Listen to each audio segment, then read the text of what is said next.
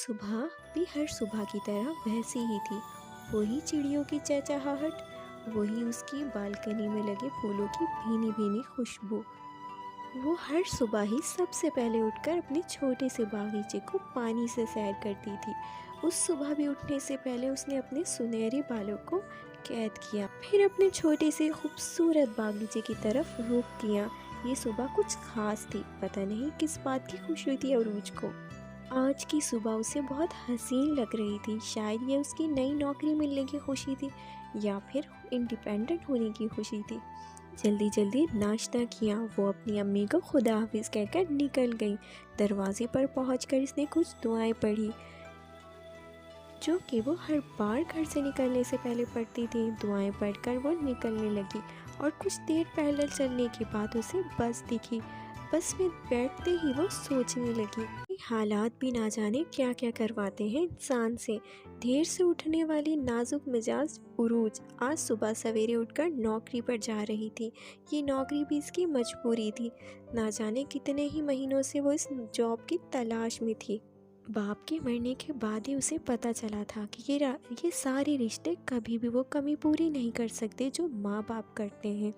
वो चाहती थी मास्टर करके वो अपना और अपनी माँ का खर्चा खुद उठाए, क्योंकि बाप के जाने के बाद भाइयों ने वैसे ही नज़रें फेर ली थी। अब वो सिर्फ भाभीियों के होके रह गए थे। खैर, सारे भाई एक जैसे नहीं होते। यही सोचते सोचते वो अपनी मंजिल के करीब पहुंच गई थी और उसे पता ही ना चला। उसने बस रुकवाई और बस से उतर गई। कुछ देर चलने के बाद ऑफिस की आलीशान बिल्डिंग उसकी आंखों के सामने थी।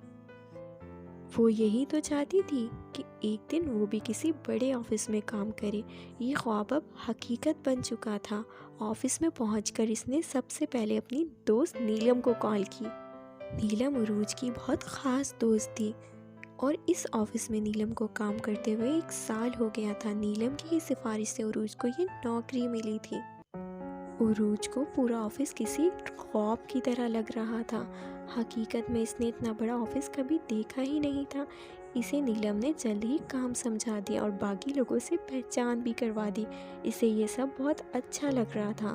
तभी इसके कानों में किसी की चीखने चिल्लाने की आवाज़ आई। तब उसने नीलम की तरफ देखा तो नीलम ने बताया, ये सर आशिर हैं।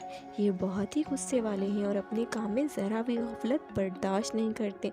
फिर चाहे वो जो भी हो, ये उसे बहुत डांटते हैं।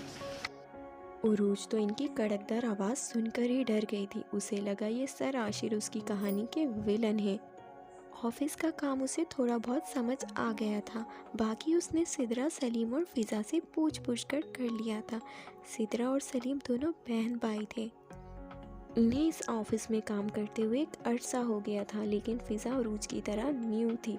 लेकिन इससे 2 माह का अरसा हो गया था, जो इसे काम समझने के लिए काफ़ी था।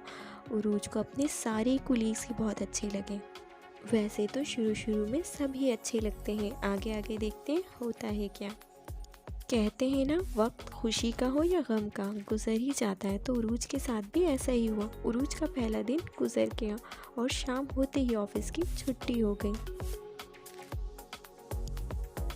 जब वो दोनों बाहर आए तो नीलम ने ऑटो रुकवा लिया और उरूज को अपने साथ बैठने की पेशकश की, लेकिन इसने साफ मना कर दिया और वो खुशी खुशी बस के इंतज़ार के लिए खड़ी हो गई।